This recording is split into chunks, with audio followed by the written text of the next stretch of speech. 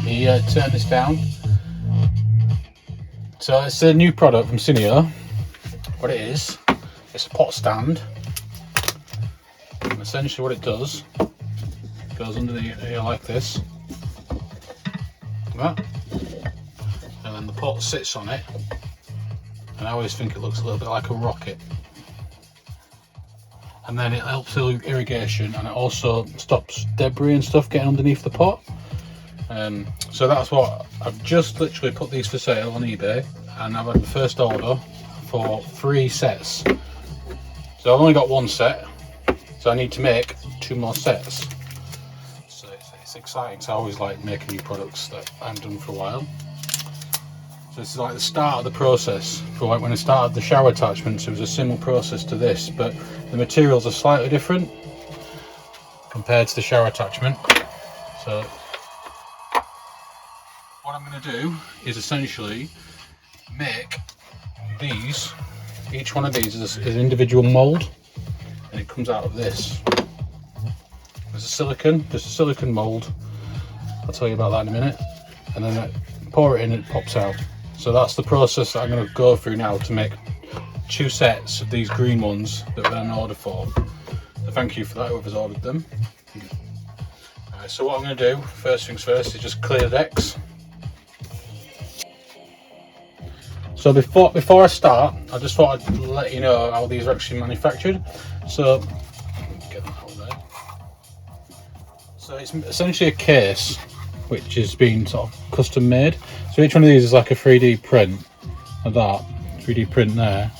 And then this is, I always do a slightly higher quality print for the actual part itself, and then use crude PLA for the for just the case on like a sort of basic ender. And then these ones are actually Mark Forge prints. You can obviously get better quality on SLS, but that's not within my means. And then what I do is I essentially take the case apart and each one of the sections, and I pull the mould out. So I pour silicone in, the silicone sets, creates the mould, and then creates the negative. So that's the sort of process to get to the silicone mould. Right, let's get to it.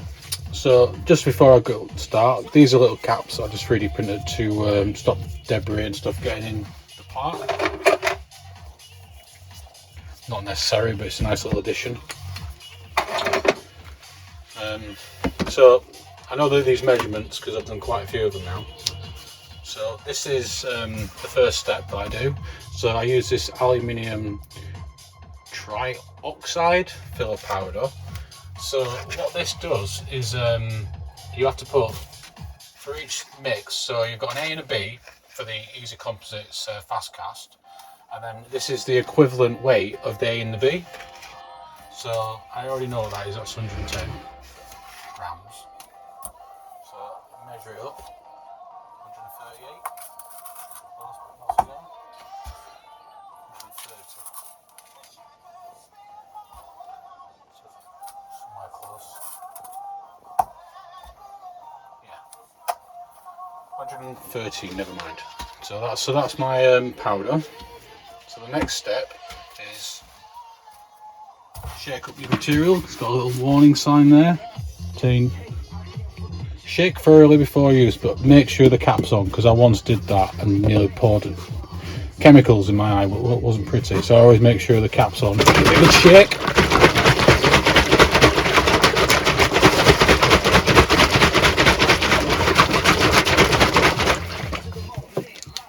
And that's shook up. So let that settle. This one you don't have to shake up, part B.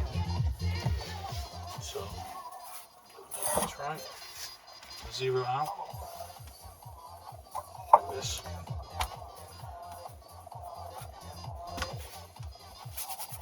Probably do with some more scales. 114, so close.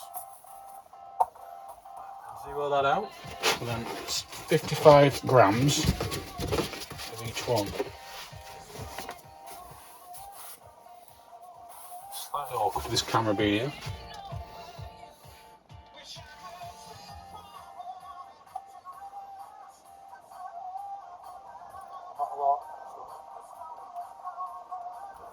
55 on the bank on the nail.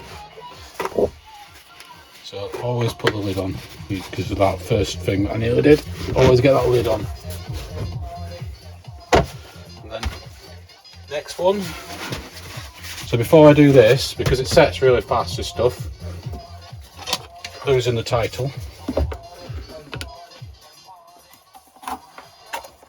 Get the green ready to go, because you've got like a little bit of time to mix it up. So I've got my green ready, got my little handy tool to get the material out, the green dye pigment. So now the time for the A. Zeroed, another 55 millilitres I think, or grams, 55 grams. It smells so that dye, I need to clean it.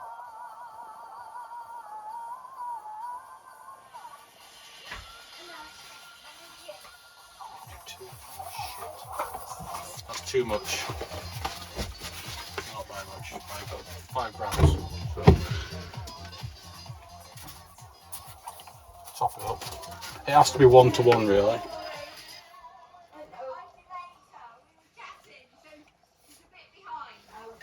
That's about 1 for 1 there. It's not ideal because it's like you're wasting a bit of material, because it only doesn't need that much. You mixed it up. I'm doing this on camera, so it's a bit awkward. Right, so next is, you've got your material in there, you've got your liquid. Pour the two together, like that. You mix up your green, and then got a little timer for a minute. So you give that a good stir for a minute. It gets it's quite thick at first because of the powder. The more you stir, the easier it gets.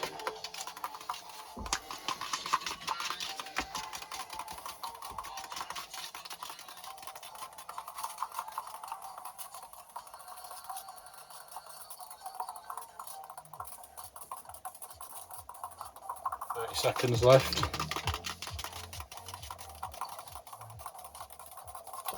The cup gets warm because of how the material sort of reacts with each other. It creates a chemical reaction and actually heats up the cup. And that's why I use the powder to slow that heating process down, so the material doesn't come brittle. It's all science.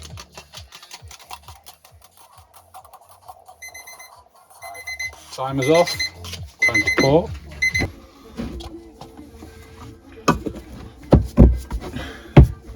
So I've tried a slightly better angle just so you can actually see the pour.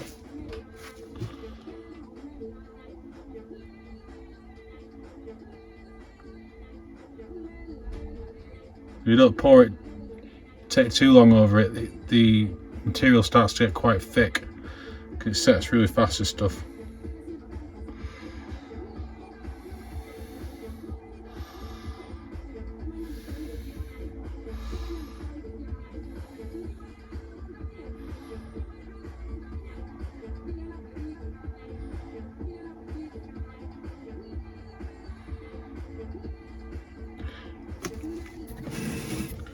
I always find it good having a light on it as well, just so you can see when it starts to fill up too much. You get like a nice reflection.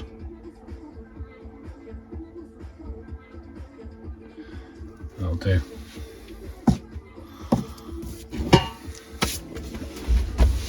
So there's been over 20 minutes on the clock. The last stage to do is to take them out of the mould. So it's just pop it like that.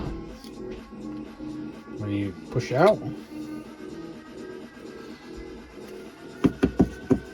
There you have it. I'll clean it up a little bit of swarf, but there you go. Push out the next one.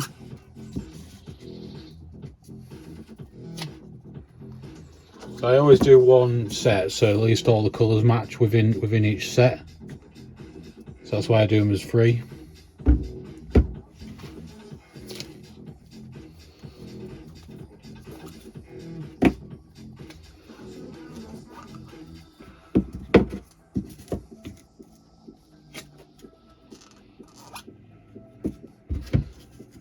there you have it, ready for a customer.